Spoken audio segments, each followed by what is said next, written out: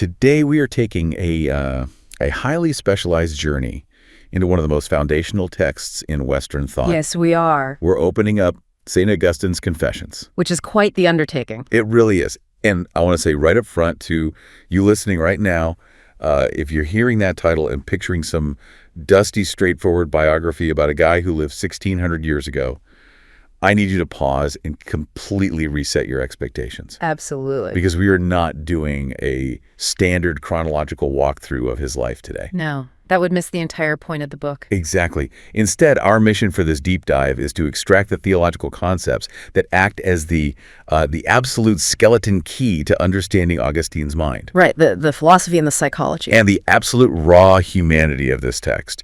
Because whether you are a philosophy student prepping for a seminar or a theology buff, or just someone trying to figure out human nature and why we do the things we do, these ancient pages have a shocking, almost uncomfortable relevance to your modern life. It really is an astonishing piece of literature.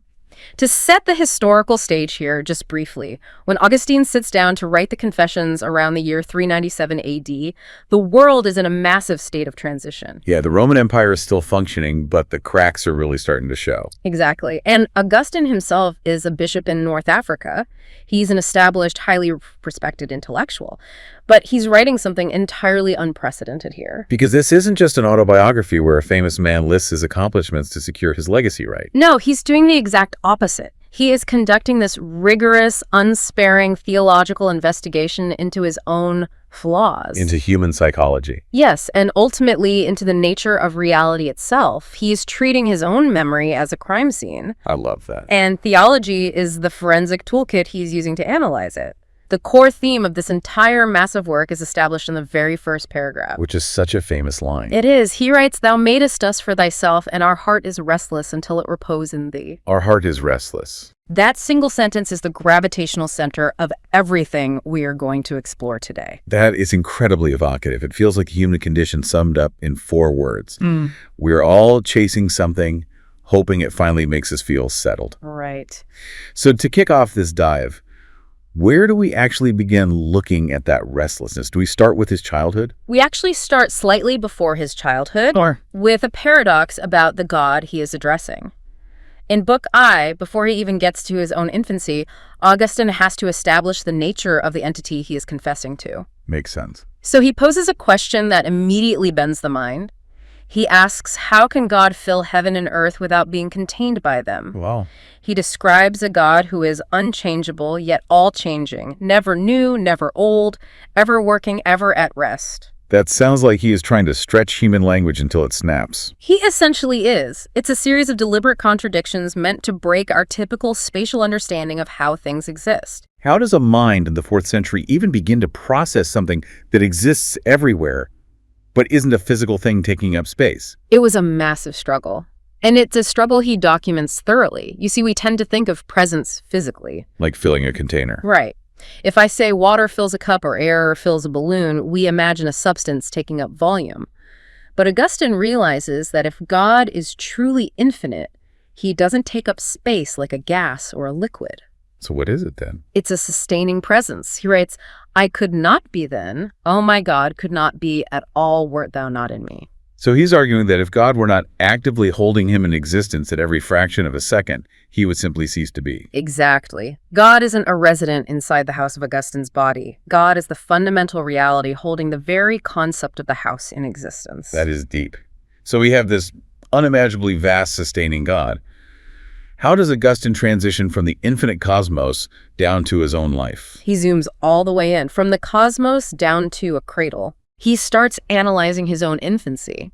And his methodology here is brilliant because he admits that he cannot remember being a baby. Because nobody can. Right. So he deduces what he must have been like by carefully observing other babies. And what does he see? Well, what he sees completely shatters the idealized greeting card image of the innocent, angelic infant. That is fascinating because culturally we revere babies as these perfect blank slates. Oh, he completely rejects that. What exactly is he seeing that makes him reject it? He sees creatures that are completely dominated by their desires, demanding that the entire world bend entirely to their will. Parents, nurses, everyone. Everyone. He gives this incredibly vivid, almost disturbing example. He describes watching a baby who is already completely full from nursing. Okay. This baby turns pale with envy and glares bitterly at its foster brother, who is simply sharing the same mother's milk. Just glaring at him. Yes. He points out the sheer malice in the infant's face, and based on this, he concludes, the weakness then of infant limbs, not its will, is its innocence. Wait, that is incredibly dark. It is. Is he seriously saying that the only difference between a cute baby and a violent, selfish tyrant is upper body strength? That is precisely what he's saying. Wow. And it is a crucial theological pillar for him. This is the concept of innate human brokenness, which later theology would formalize as original sin. So he's arguing forcefully against the idea that we are born perfectly good and that society corrupts us. Exactly. He is using everyday psychology things any parent has witnessed to prove a massive theological point about the human condition. That selfish desires and intense envy are hardwired into us from day one. Yes, a disordered will. We do not have to be taught to be selfish. We have to be taught how to share. The corruption is in the operating system right out of the factory. When you put it like that, it actually makes a lot of sense. If you watch a group of toddlers play, nobody has to teach them to shout mine or to hoard toys. Not at all. They do it instinctively. They throw absolute tantrums when the universe doesn't immediately serve their appetites. And he emphasizes that we only tolerate this behavior in babies because we know they will eventually grow out of it, or at least learn to mask it.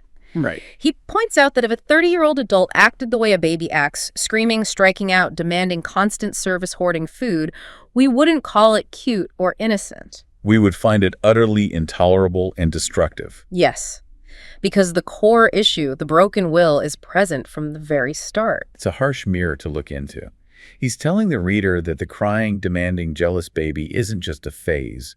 It's the unfiltered truth of human nature, stripped of all its polite societal conditioning. It is harsh, but for Augustine, it is absolutely necessary to diagnose the disease accurately before you can apply a cure. Right. If we were just blank slates who occasionally make mistakes, we just need a good teacher. Exactly. But if we are fundamentally fractured at the level of our will, we need a savior. That naturally raises the question of what happens as those weak infant limbs grow stronger. The sins grow with them. All right, the infant sins must evolve.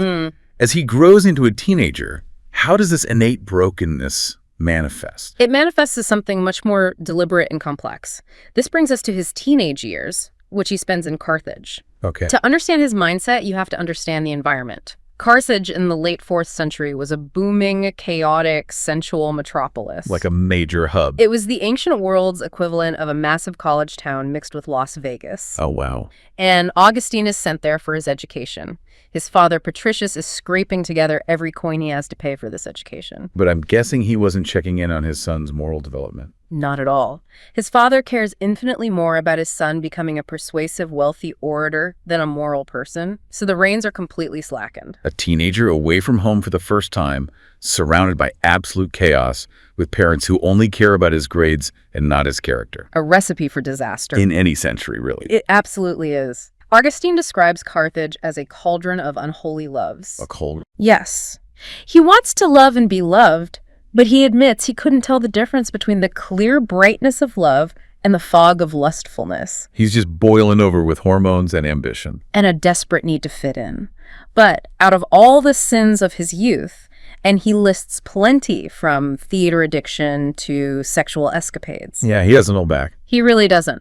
But the one that haunts him the absolute most, the one he spends pages and pages psychoanalyzing, is the theft of some pears. Okay, I have to admit, when I first looked at the source material, I found this baffling. Most people do. Right, because the guy is living in a cauldron of unholy loves. But the thing that keeps him up at night is a fruit heist. Exactly. What actually happened? On the surface, the event seems incredibly trivial. Late one night, Augustine and a group of his lewd young fellers go to a neighbor's vineyard where there is a pear tree. Okay. They shake the tree, gather huge loads of pears, and carry them off in the dark. Just typical teenage vandalism. Yes, but here's the critical detail that torments Augustine. The pears weren't even tempting. They weren't particularly beautiful, and they didn't taste good. So they didn't even want to eat them. In fact, the boys don't even eat them. They take a bite, find them awful, and throw the rest to the local hogs. I get the peer pressure aspect, but he spends an enormous amount of time dissecting this. Why is he putting himself on the witness stand over something so minor? Because he is trying to uncover the ultimate motive. He cross-examines himself. How so? He reasons that normally if a man commits a crime, say a murder, you can figure out why. He wanted the victim's money or his wife or revenge. Right. There's a tangible reason. People sin to gain what Augustine calls a lower good. They break a rule to acquire something tangible that they desire. But with the pears, Augustine had better pears sitting in his own house. So he didn't want the fruit. He didn't need the food. He didn't even enjoy the taste. So if it wasn't the fruit he wanted, what was the actual prize? Yeah. Just the thrill of breaking the rule. Exactly. He explicitly calls it loving his own fault. He writes, I love to perish. I loved mine own fault, not that for which I was faulty, but my fault itself. Wow. This is the theological concept of sin as an end in itself. He's horrified because he didn't sin to get a prize. He loved the shame itself. He was gratuitously evil. Yes. There was no understandable, rational motive like hunger, poverty, or even aesthetic appreciation of the fruit. The motive was purely to violate the law. That is chilling when you really think about it. It's staring into the abyss of your own irrationality. It is. Foul soul falling from thy firmament to utter destruction. Yeah. Not seeking aught through the shame, but the shame itself. He's trying to understand why a human being would choose destruction simply for the sake of destruction. And this leads to a staggering theological insight. He asks what the root of that irrational desire is. And what does he conclude? He concludes that this kind of sin is a perverted imitation of God. He argues that all human desires, even the darkest ones, are ultimately a distorted blind search for God. Wait, a teenage prank is a search for God. That sounds like a massive philosophical stretch.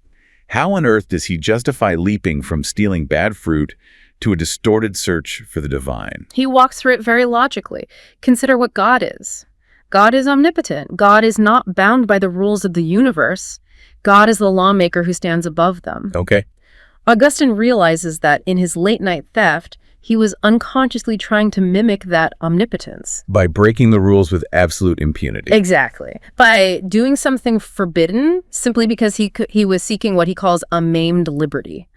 It was a darkened, twisted, pathetic version of true freedom. You wanted to feel like a god. Utterly unconstrained by the laws of right and wrong. So he's saying that every sin is essentially a cheap counterfeit version of a divine attribute. We want what God has, but we try to grab it in the gutter instead of looking up. Precisely. And he goes down a list in the text to prove this point. Like what? He says that human pride is just a fake imitation of God's true exaltedness. Ambition is a desperate, twisted version of God's true glory. That makes total sense. He points out that the cruelty of powerful men is a sickening attempt to inspire the kind of fear and awe that rightfully only belongs to the Creator. And what about the physical sins? The tenderness of wanton lust is a counterfeit of God's perfect self-giving charity.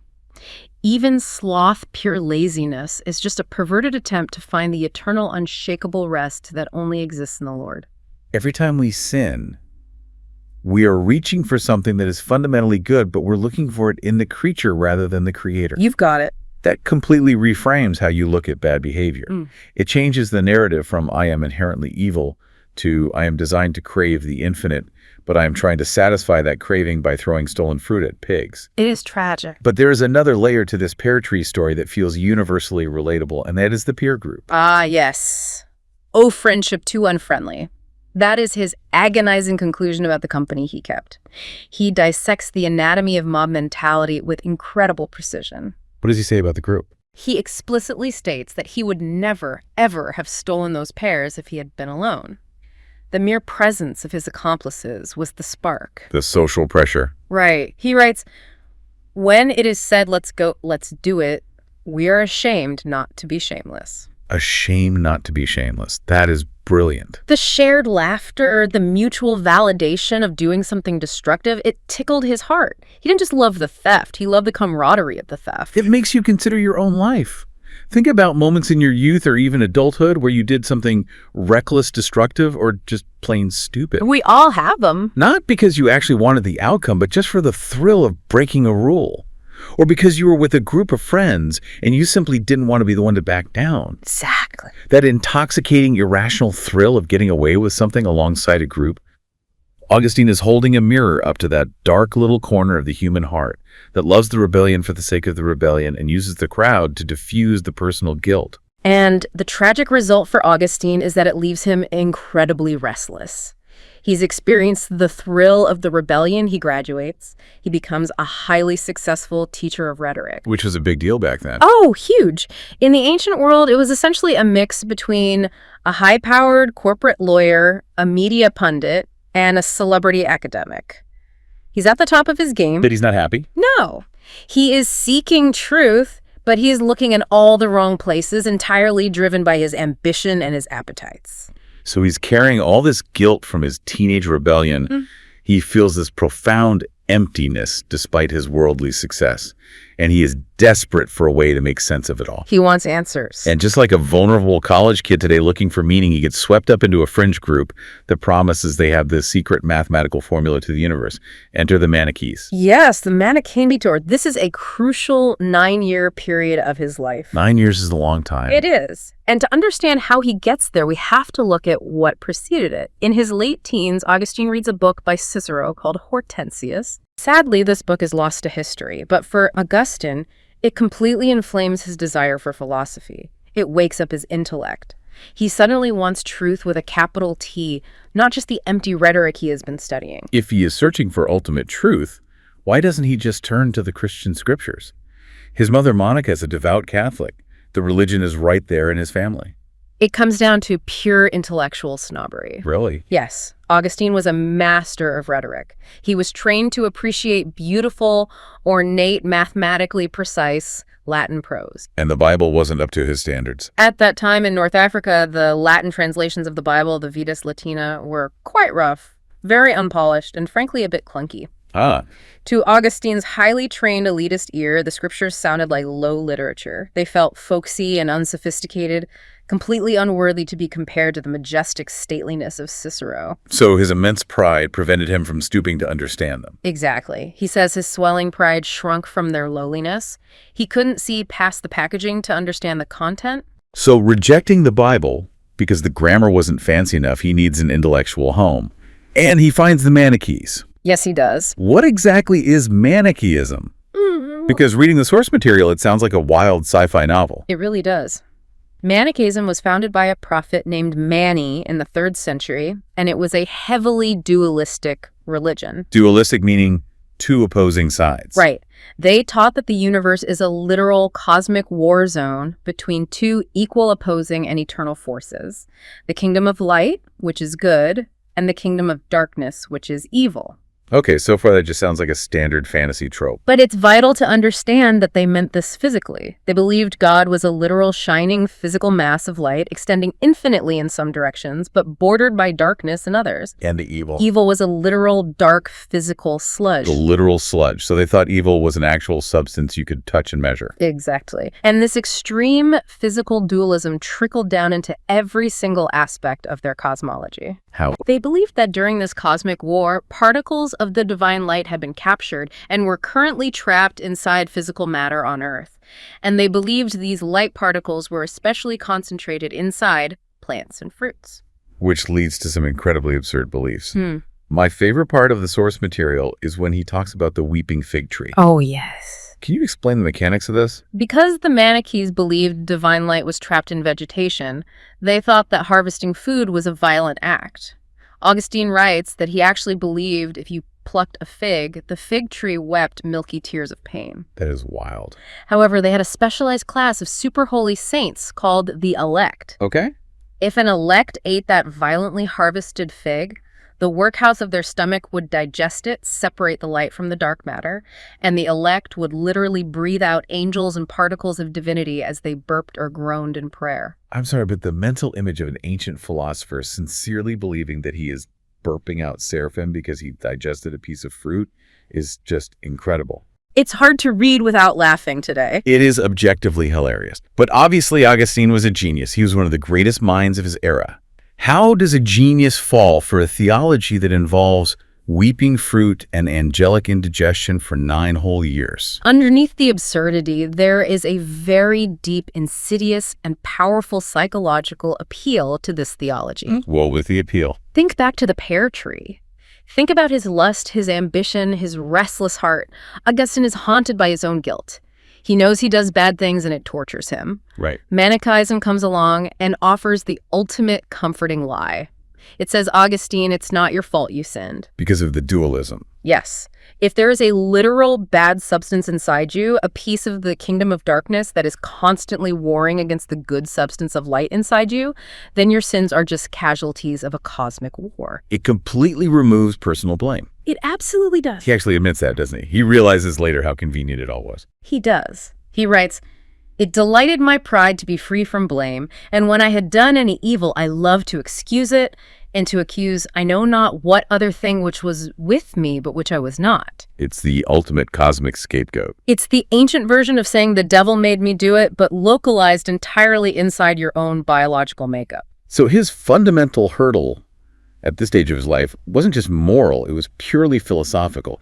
He was a strict materialist. Exactly. He could not conceive of a spiritual substance. He thought everything that existed, even God, even the soul, had to have length, width, and mass. So he imagined God as this vast, luminous body. And himself as a broken-off fragment of that body. This false theology completely corrupted his understanding of himself. Instead of seeing himself as a distinct, created being who was broken by his own choices and needed healing, he thought he was a literal piece of God that was just temporarily stuck in some evil mud. Precisely. It is fascinating how modern this underlying psychological defense mechanism sounds when you strip away the weeping figs. We do the exact same thing today. We do.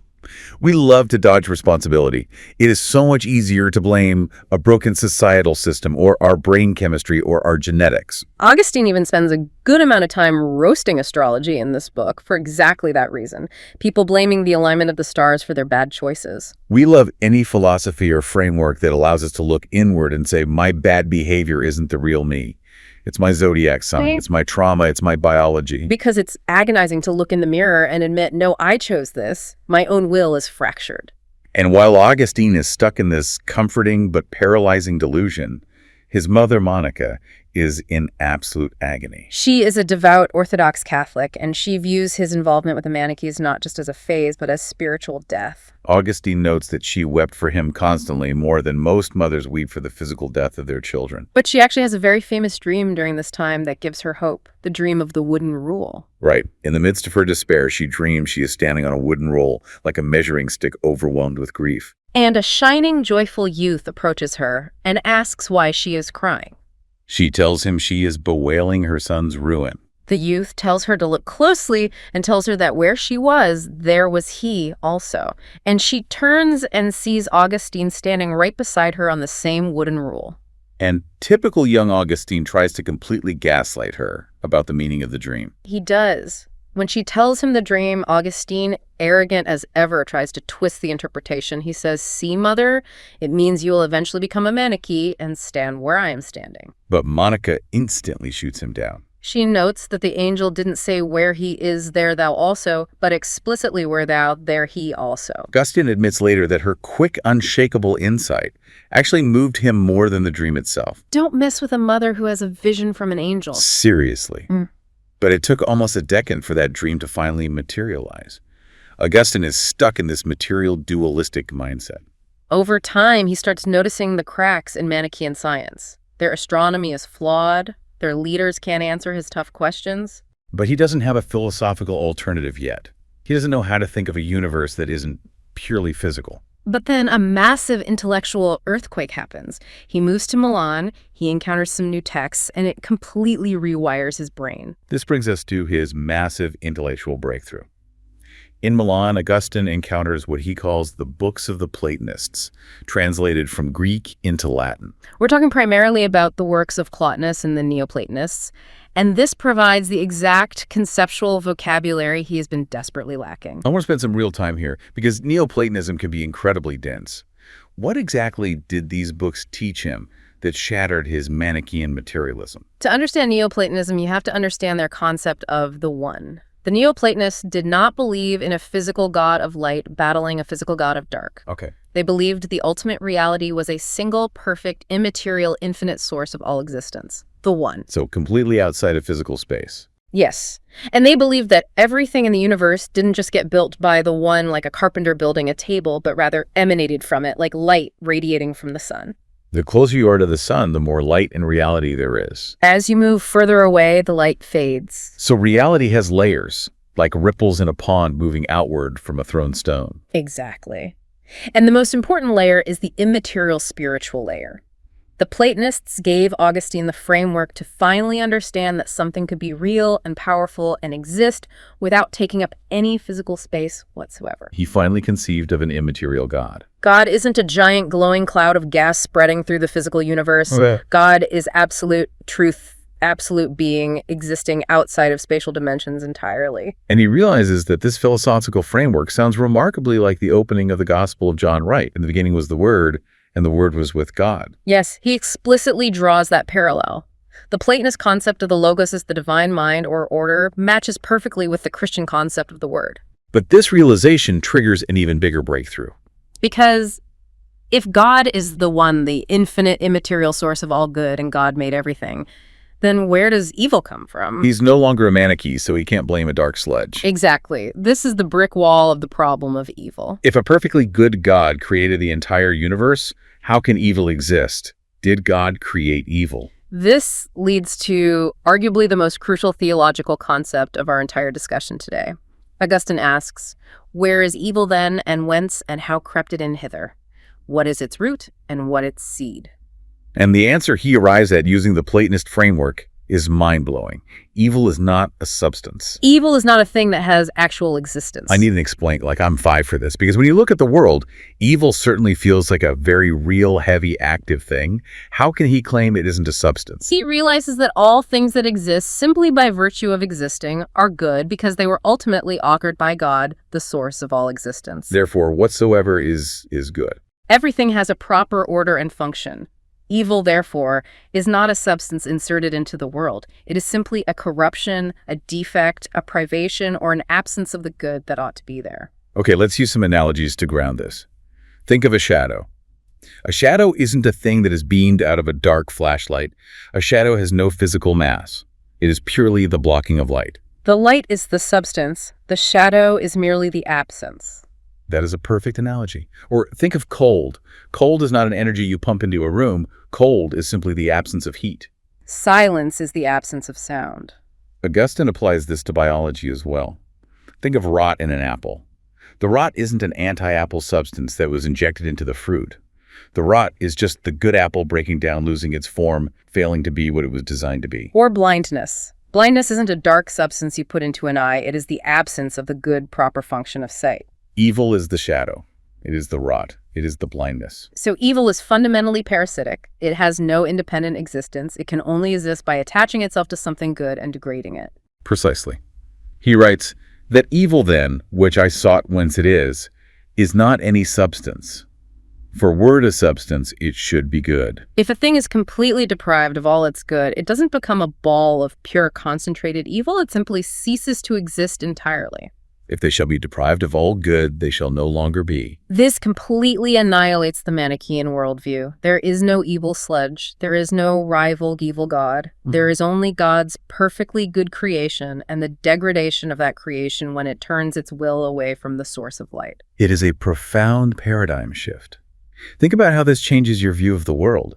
If evil isn't a thing, then bad people, even the worst tyrants in human history, aren't fundamentally monsters made of some dark, demonic material. They are profoundly broken, corrupted versions of a human being that was originally made good. Their evil is a sickness, a failure to be what they were designed to be. It makes evil far less powerful in a way. It doesn't have its own creative force. And crucially for Augustine, it forces the responsibility right back onto his own shoulders. How so? If evil isn't an external substance invading him from the outside, then the evil he does is the direct result of his own will turning away from the supreme good toward lower goods. He is choosing the shadow over the light. He says, "I knew as well that I had a will as that I lived."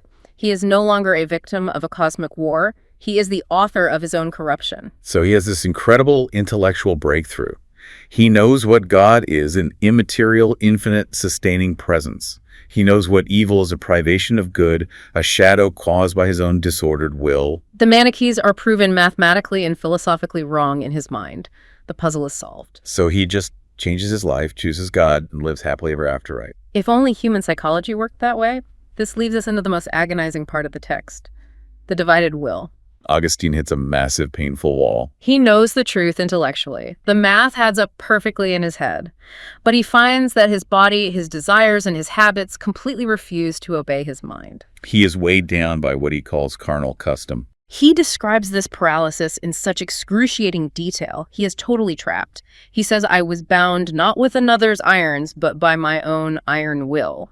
It is one thing to read a philosophy book and know the right thing to do it is an entirely different bloody battle to actually change your life. And he directly attacks the Manichaean idea again in this struggle. Remember, the Manichaeans would say, Augustine, if you want to do good but your body wants to do bad, that proves there are two distinct souls inside you, a light soul and a dark soul. Augustine rejects this completely. He says, absolutely not. It was I who willed I, who nilled I myself. When we are torn between two choices, say, deciding whether to go to church or go to the theater, or deciding whether to be faithful or commit adultery, it is not a good soul fighting a bad soul. It is one single soul that is deeply fractured, sick, and struggling against the tremendous momentum of its own past choices. It is the ultimate ancient description of addiction. In modern terms, we talk about neural pathways, dopamine loops, and behavioral conditioning. Augustine called it the violence of custom. He writes that his will became a lust. The lust became a habit. The habit not resisted became a necessity. He built his own cage link by link, year by year, and now he is sitting inside it, holding the key, but unable to turn the lock. And this is exactly where the philosophy of the Platonists utterly fails him. The Platonists were brilliant. They showed him the immaterial God. They showed him the destination. Yeah. But they couldn't show him the way to get there. They showed him the word, the divine logos, but they didn't show him the word made flesh. He had the perfect map of the cosmos, but his legs were broken. Philosophy is for the intellectual elite, but Augustine realizes he is a sick man who needs a physician. He needs a savior. He needs external grace. This highlights the necessity of Christ in his theology. He writes this incredibly moving realization about the incarnation. He says that the Platonists taught him about the eternal truth, but they knew absolutely nothing of the humility of God. Why did God have to become human? What is the theological mechanism here? The theological concept is the mediator. Augustine argues that mankind needed a bridge. God is immortal, infinite, and just. Mankind is mortal, finite, and sinful. There is an infinite chasm between them. The devil offered a false bridge. He shares sin and mortality with man, but claims a false, deceitful immortality. Christ, however, offered the true structural bridge. As Jesus lives in vault, he shares mortality with humanity, experiencing death and suffering, but he shares perfect justice and immortality with God. He is the only true connection point that can span the chasm. And the incarnation isn't just a historical mechanism for salvation. Augustine views it as the ultimate psychological cure for human pride. Yes. He says, "Thy word built for itself a lowly habitation of our clay, whereby to abase from themselves such as would be subdued." Think about Augustine's primary flaw, his massive, towering intellect and pride. God became a baby. God suffered. God died on a cross specifically to cure humanity of the exact arrogant pride that made Augustine reject the Bible for being too stylistically simple. To save a man utterly obsessed with his own intellect and greatness, God had to show up in absolute humiliating weakness. The ultimate subversion of expectations. And yet, even knowing this, even recognizing the mediator, he still hesitates. This brings us to one of the most famous, painfully relatable moments in the entire book. He is being called to wake up, to rise from the dead, to embrace this grace. He is intellectually completely convinced, but his flesh is screaming at him to stay in bed. Anon, presently leave me but a little. That is what he mutters to God. Just 5 more minutes, he says, my little while went on for a long while. Anyone listening right now knows exactly what that feels like. Have you ever tried to break a deeply ingrained bad habit? Doom scrolling on your phone at 2 a.m. Smoking junk food when you promised yourself you'd diet. Texting an ex you know is toxic. You know it is bad for you. You want to stop. But another part of you desperately wants to keep doing it. You hit the snooze button on your own moral awakening. Augustine is looking right at you across 16 centuries, nodding and saying, I know exactly how that feels. And his ultimate conclusion is that you cannot simply think your way out of that trap. You can't logic your way out of addiction. Philosophy isn't enough. Human willpower isn't enough because your will is the very instrument that is broken. You can't fix a broken hammer using the broken hammer. You need external grace. You need God to reach into the cage and pull you out. Which, of course, happens. He has his famous emotional conversion in the garden in Milan. He gets baptized by Bishop Ambrose. He eventually returns to Africa, becomes a priest, and then the Bishop of Hippo. He finds peace for his restless heart. But his mind never stops working. The forensic investigation continues, because once his soul is secure, he turns his massive intellectual firepower toward the biggest mysteries of the physics of the universe. Yes, the text takes a dramatic shift in Book 11. Having resolved his personal history, Augustine turns to Genesis and tackles a question that skeptics, philosophers, and critics were constantly using to mock Christians. The critics would ask, what was God doing before he made heaven and earth? Was he just sitting around unemployed in the void? If he suddenly decided to create the universe, doesn't that mean his will changed? And if his will changed, he isn't an eternal, unchangeable God. It is the ultimate ancient gotcha question.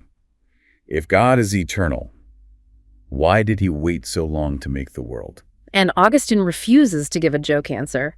He mentions someone who tried to be clever and said he was preparing hell for priors into mysteries. Augustine hates that. He wants a real, philosophically bulletproof answer. And the answer he provides is incredibly radical. He says there was no before. This is a staggering theological and philosophical leap, one that actually predates modern relativistic physics in its conceptual framework. Augustine realizes that the critic's question relies on a fundamentally flawed premise.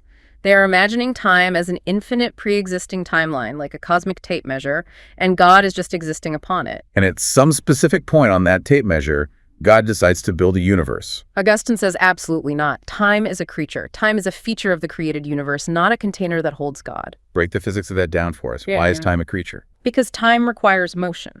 It requires change. The past is driven into the future through the fleeting moment of the present. Time is merely the measurement of change in physical matter. But God, being entirely immaterial, infinite, and completely unchangeable, does not experience sequence. He does not have a past that he remembers or a future that he anticipates. God exists outside of time entirely in an eternal present. In the eternal, nothing passeth, but the whole is present. So if time requires physical change, and there was no physical universe before creation, then there was no time. Precisely. Therefore, before God created the universe, there was no time. So asking what God was doing before creation is a nonsense question. It is a category error. It is like asking what is north of the North Pole. The concept simply doesn't apply. Before God made heaven and earth, he did not make anything because there was no before in which to do it. He created time when he created the universe. That is heavy. And then he digs into the very first words of Genesis. In the beginning, God created the heaven and the earth. He argues that in the beginning doesn't mean the start of a clock. It means God created all things in his word in Christ, the divine logos, the wisdom of God. And this leads him to explore the concept of formless matter. Genesis refers to the earth being invisible and without form. Augustine is exploring the doctrine of creatio ex nihilo, creation out of absolutely nothing. This is another major departure from other ancient philosophies. Many philosophers thought God was just a divine architect who took pre-existing, eternal, chaotic clay and shaped it into a universe. Augustine says no. God created the raw, unformed potential of the universe out of absolute nothingness and then gave it form, order, and time. He uses this brilliant analogy of a song to explain how formless matter and formed reality can be created simultaneously without one preceding the other in time. Can you walk us through that? It is a beautiful analogy. He says, think about how a tune is sung. You don't first make a bunch of formless, chaotic sounds for a few minutes and then later shape those sounds into a tune. When you sing, the sound and the tune happen together simultaneously. But logically, the sound is the material and the tune is the form. The sound has to exist in order to be formed into a tune. So the formless matter of Genesis is the raw sound, and God's structuring of the universe is the tune. He created the raw potential and the ordered reality at the exact same moment. It is a profoundly majestic way to look at existence. He is marveling at how God holds the entirety of history, all of our past, our present, and our future in one single, unmoving, eternal glance. All times are perfectly present to God at once. And Augustine felt the tragedy of human time very deeply. He writes, "My thoughts, even the inmost bowels of my soul, are rent and mangled with tumultuous varieties." The human experience of time is inherently painful because everything we love is constantly slipping away from us into the unrecoverable past. We are stretched out across time, unable to hold on to anything securely. But Augustine's theology of eternity offers a profound existential comfort here. If God is outside of time existing in an eternal present, it means the God who loves you, the God who sustains your very existence, is already completely present in the future you are terrified of. He is already there. And he is still actively present in the past that you are regretting. Our ultimate goal, Augustine suggests, is to flow together into God, to anchor our restless, time-bound hearts in the only thing that stands still. Which brings us full circle perfectly to where we started. The restlessness of the human heart finally finding its repose. Exactly. So, doing a rapid recap of the vast theological territory we've covered today, we are born fundamentally broken at the level of our will, as seen in the jealous infant. We don't just stumble into sin, we actively seek it for the irrational thrill of playing God, seeking a maimed liberty like stealing the pears. Evil isn't some dark, rival cosmic substance we can blame. It is merely a shadow, a privation, a corruption of our own inherently good nature. Because of this, our will is deeply fractured, trapped by the violence of custom, and we desperately need a savior, a mediator to bridge the infinite gap. And the God who provides that bridge exists entirely outside of the terrifying flow of time, holding all of reality in an eternal present. And what is absolutely vital to remember is that for Augustine, none of this theology was an abstract academic exercise. He wasn't writing a textbook to pass a test. This was a matter of survival. Every theological error he made, like his 9 miserable years with the Manichees, led him directly to anxiety, confusion, and moral paralysis. Every theological truth he uncovered, like the privation theory of evil and the immateriality of God, led him closer to actual healing and peace. Theology was the medicine for his sick soul. Theology is medicine. I think that is the perfect encapsulation of the Confessions. It leaves you with a really fascinating philosophical challenge to consider as we wrap up. Yes. Augustine argues that all our anxiety, all our restlessness comes from a foundational mistake, expecting temporary created things, a job, a romantic relationship, a certain status, a lifestyle, to give us eternal, unbreakable satisfaction. Those things are good because God made them, but they are subject to time. They will change. They will decay. It makes you wonder how much of modern burnout, how much of our daily anxiety is just a symptom of that exact same misplaced desire. What would happen if we loved temporary things for exact what that was, right? They're fleeting gifts, and saved our absolute devotion for the only thing that actually stands outside of time. A powerful thought to leave on. Thank you so much for joining us on this deep dive into the mind, the struggles and the profound theology of St. Augustine. Keep exploring, keep questioning, and we'll catch you next time.